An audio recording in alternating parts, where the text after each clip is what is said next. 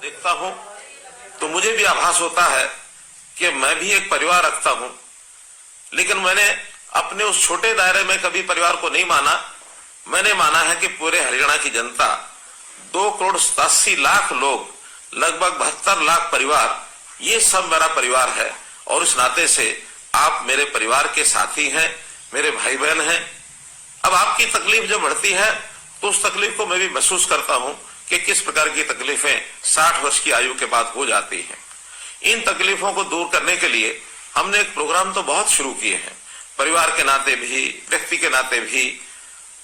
साथ ही एक बात जो हमको सबको स्मरण है कि कुछ वर्ष पहले हरियाणा के अंदर ऐसे परिवारों के लिए, ऐसे व्यक्तियों के लिए जिनकी आयु 60 वर्ष से ऊपर हो जाती है, उनको एक सम्मान निधि के नाते भी योजना शुरू की थी।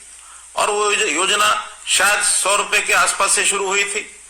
समय बढ़ते बढ़ते उसमें बढ़ोतरी हुई और मुझे ध्यान है कि जब 2014 में हम लोगों ने सरकार संभाली तो उस समय ये पेंशन 1,000 रुपया मासिक थी।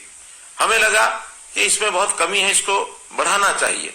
लगातार हर वर्ष 200 रुपए, 250 रुपए, 200 रुपए, इस नाते से बढ़ाते बढ़ाते, और अभी 1 अप्रैल अगला जो 2023 का महीना शुरू होने वाला है, उस समय ये हमारी जो पेंशन है, जो सम्मान निधि है, ये 2,750 रुपए हो जाएगी। कहाँ 1,000 रुपया, कहाँ 2,750 रुपया।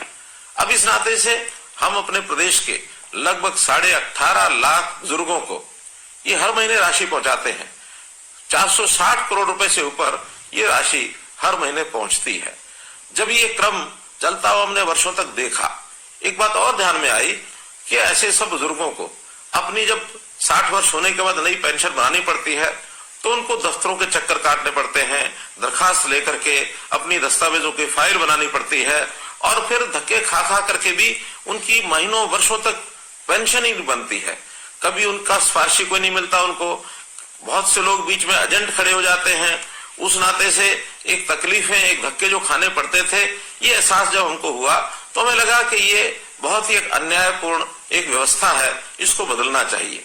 हमने इसमें बदल करके जब परिवार पहचान पत्र बनाया और हर परिवार का डाटा ये हमारे पास आ गया, तो उस परिवार के डाटा के अंतर्गत हमको पता लगा कि कितने ऐसे व्यक्ति हैं जो कब 60 वर्ष के होने वाले हैं, आयु के हिसाब से उसकी जानकारी हमें तुरंत मिलने लग गई। अब 2 ही कंडीशन है किसी भी बुजुर्ग की वो पेंशन शुरू हो, या तो व्यक्ति 60 वर्ष का हो गया है, और या फिर जो 60 वर्ष का हुआ है वो दोनों पति पत्नी की आय ये 2 लाख रुपए से कम होनी चाहिए। जब ये 2 लाख रुपए की बात आई तभी भी ध्यान में आया कि यार 2 लाख रुपए कम नहीं है, हमें लगा 2 लाख रुपया ये कम है। तो इस अगले महीने से हमने इस आय को भी बढ़ा करके 2 से 3 लाख रुपया कर दिया है, और इस 3 लाख के करने के बाद बहुत से लोग इसमें नए और जुड़ गए हैं। तब ये भी व्यवस्था बनाई कि जिस महीने में 60 वर्ष का व्यक्ति हो जाए उसको तुरंत अगले महीने से अपने आप पेंशन शुरू हो जाए। मात्र एक कागज पर आपको साइन करना होगा। कोई भी सरकारी कर्मचारी आपके यहाँ आपकी सहमति लेगा, क्योंकि सहमति लेनी भी आवश्यक है। बहुत लोगों ने ऐसे भी जो हमको मिले हैं जिन्होंने कहा था शुरू में जब व्यवस्था शुरू हुई कि हमको तो पेंशन की जरूरत नहीं है, इसलिए हम कहेंगे तो ही तो पेंशन देनी होगी। इस नाते से हमको ये भी लगा कि ऐसे बहुत से लोग हैं जो शायद ऐसे अवस्था के बाद भी उनको लगता है कि इस पेंशन का सरकार के ऊपर बोझ न डाला जाए, तो अपनी असहमति भी प्रकट करते हैं। उसी में से व्यवस्था निकली कि एक बार 60 वर्ष का होते ही एक सहमति पत्र पर हस्ताक्षर जरूर लेने चाहिए। तो हमने लेने शुरू किए हैं। 1 ही महीने के अंदर अंदर वो सहमति पत्र के साइन भी हम कराते हैं, और उसके बाद उन लोगों से जो सहमति पत्र देते हैं अपने आप ही, और ये जो पेंशन है ये जाना शुरू हो जाता है। हमने लगभग 6 महीने पहले इस व्यवस्था को शुरू किया था, और इन 6 महीनों में 16,500 लोगों को और ऑटोमेटिकली अपने आप पेंशन मिली। तो ऐसे जो 16,500 लोग हैं, आज मैं उन सब 16,500 लोगों से उनके साथ टेलीफोन का संपर्क करके और ये बातचीत कर रहा हूँ। निश्चित रूप से आपके मैं अनुभव भी बाद में सुनना चाहूंगा कि इस ऑटोमेटिक पेंशन बनने में कहीं आपको कोई कठिनाई तो नहीं आई है। मेरा पूरा विश्वास है कि ये कठिनाई नहीं आई होगी। अगर कोई आई भी होगी तो इसको हम तुरंत जो है दुरुस्त भी करेंगे, ठीक भी करेंगे। अब ये तो ऑटोमेटिक पेंशन बनने की बात है, लेकिन हम लोगों ने इस पेंशन को इस पेंशन को जो पहले से बनी हुई है उसमें भी लगभग 18.5 लाख परिवार जो मैंने बताए हैं उनको हम ये पेंशन दे रहे हैं।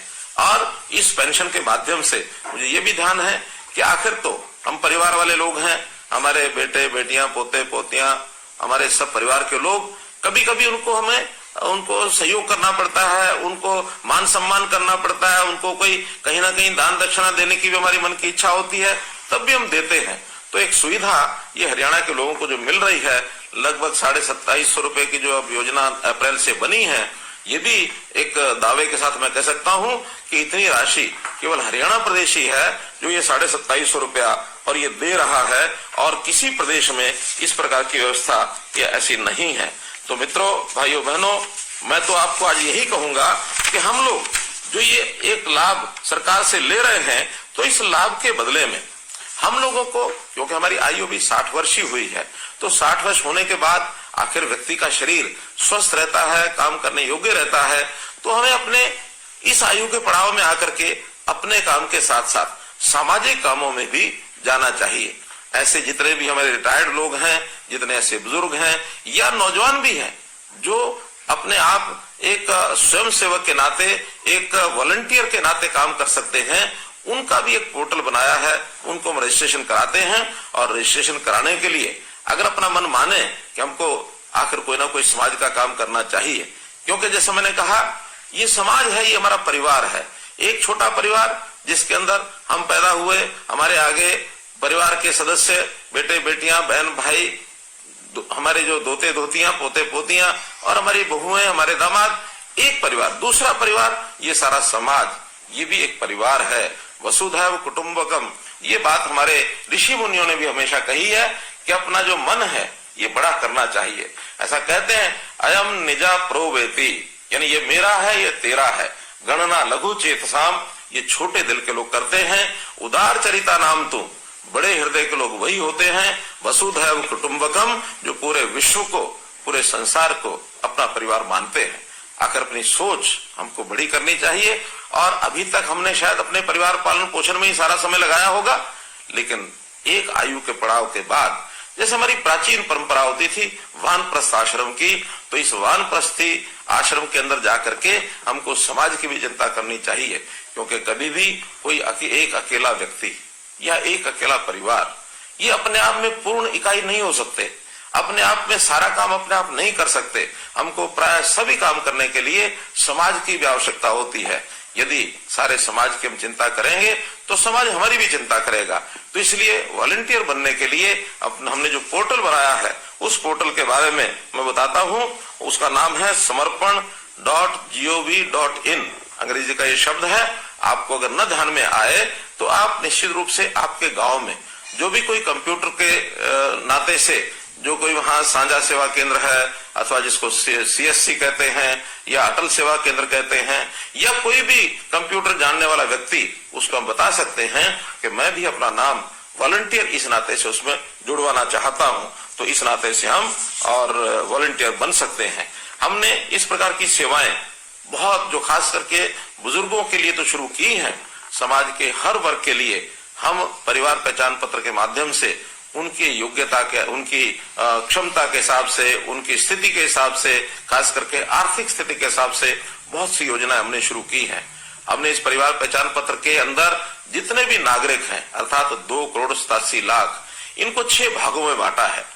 0 से 6 वर्ष तक जब बच्चे होते हैं, बहुत छोटे बच्चे, आखिर उनकी भी संभाल करनी होती है। हमने महिला एवं बाल कल्याण विभाग के नाते से उनको ये जिम्मा सौंपा है। हमारी आंगनवाड़ी वर्कर्स, हमारी आशा वर्कर्स, हमारे जो क्रच हैं, हमारे जो स्कूल हैं, जहां जहां ये बच्चे पढ़ सकते हैं, और जो हमारा इनके स्वास्थ्य को ठीक रखने के लिए या इनको कोई आगे बीमारी न लगे उसके लिए टीकाकरण करने के लिए ये विभाग उनका काम करता है। ऐसे ही 6 वर्ष से लेकर के और 16-18 वर्ष तक ये जो एक हमारे बालक परिवारों के, इनको स्कूल शिक्षा का जो विभाग है वो इनकी चिंता करता है कि ये सब बालक पढ़ने के लिए जाएं। कोई बच्चा ऐसा तो नहीं है जो किसी स्कूल में पढ़ नहीं रहा है, घर में ही रहता है, या उसको कोई स्वभाव के नाते से कोई कहीं गलत आदत तो नहीं लग गई है। तो हर बच्चे की संभाल करना ये इस विभाग के जिम्मे रहेगा। 18 से लेकर के 25 वर्ष तक। हमारा जो उच्चतर शिक्षा विभाग है, जो उच्चतर शिक्षा में चाहे हमारी यूनिवर्सिटीज हैं, चाहे हमारे कॉलेजेस हैं, ये जो विभाग इन 18 से 25 वर्ष वालों की चिंता करेगा। या तो पढ़ाई करेंगे या फिर अपने हुनर को विकसित करने के लिए स्किलिंग डेवलपमेंट के नाते से ये उनकी चिंता करेंगे। कुछ लोग जो रोजगार करना चाहते हैं उनको रोजगार दिलाने की व्यवस्था करेंगे। तो ऐसे सब युवा, ये युवा अवस्था ऐसी होती है, इस समय संभालना बहुत जरूरी होता है, दिशा देना बहुत जरूरी होता है। तो हमारे युवक एक ठीक दिशा में काम करें, इनके लिए वो काम हम देते हैं उनको। इसी प्रकार 25 वर्ष से लेकर के 40 वर्ष तक ये ऐसे युवा होते हैं जो स्पोर्ट्स में काम करते हैं, जो कहीं ना कहीं नौकरी की तलाश करते हैं। तो इस नाते से इनके युवकों की गतिविधियों में ये भाग ले और हर किसी को अपने परिवार पालन के अंदर सहयोग करने के नाते रोजगार प्राप्त हो, ये काम हम उसके लिए भी करते हैं। ये भी हमारा जो यूथ अफेयर्स जो डिपार्टमेंट है, ये जो और स्पोर्ट्स डिपार्टमेंट है, वो लोग इनका पूरा ध्यान रखेंगे। इसी प्रकार 40 से 60 वर्ष तक का रेवेन्यू डिपार्टमेंट हमारा है, क्योंकि ये प्राय सब लोग अपने काम में लग जाते हैं। कोई छोटा काम करे, बड़ा काम करे, नौकरी करे, दुकान करे, उद्योग करे, इन सब के जिम्मे अपने परिवार का पालन पोषण होता है। इनको किसी प्रकार की कठिनाई न आए, ये भी काम उनके जिम्मे लगाया जाता है। तो सब लोग इस नाते से और व्यस्त रहें, सबको एक प्रकार से परिवार पालन के अंदर पूरा अवसर मिले। तो इस प्रकार 60 साल तक और 60 साल से ऊपर की आयु के वर्ग के लोग, जिसमें हम शामिल हुए हैं, ऐसे सब लोगों के लिए जो हमारा सेवा विभाग है, सेवा विभाग के जिम्मे ये लगाया है कि 60 वर्ष से लेकर और जितने वर्ष तक की आयु प्रभु ने हमको दी है, उस वर्ष तक सबकी संभाल ये सब करें। विशेष तौर पर इन सब वर्गों के लिए स्वास्थ्य का विषय ऐसा है जो हर किसी के ऊपर लागू होता है कि स्वास्थ्य ठीक रहे, व्यक्ति स्वस्थ रहे, तंदुरुस्त रहे, और अगर कहीं अस्वस्थ होता है, बीमार होता है, तो उसका इलाज ठीक हो जाए। इलाज ठीक करने के नाते हमारे देश के प्रधानमंत्री विशेष तौर पर बहुत चिंतित है। गरीब परिवारों के लिए उनकी चिंता है कि कहीं ऐसा ना हो कोई गरीब परिवार किसी के इलाज कराने में इतना खर्च कर बैठे कि परिवार जो है वो कहीं उसकी कमर न टूट जाए, क्योंकि गरीब परिवारों को लाखों रुपए का इलाज का खर्च देना ये संभव नहीं है। इस नाते से उन्होंने हर गरीब परिवार के लिए 5 लाख रुपए तक का ये जो स्वास्थ्य बीमा है, ये लागू कराया है आयुष्मान भारत के नाते। जब हमें ध्यान में आया कि केंद्र की स्कीम में तो हरियाणा के 15.5 लाख परिवार ही कवर हो रहे हैं, हमने उसमें अपनी एक योजना बनाई, चिरायु योजना, ताकि 1,80,000 रुपए तक की आय के जो परिवार हैं उन सबको इसका लाभ मिले। और इसमें 29 लाख से भी ज्यादा परिवार इसमें कवर हो रहे हैं। अब हमको ध्यान में आया आखिर 1,80 भी बहुत आय ऐसी है जिसमें शायद इससे ऊपर के लोगों को भी कठिनाई आएगी।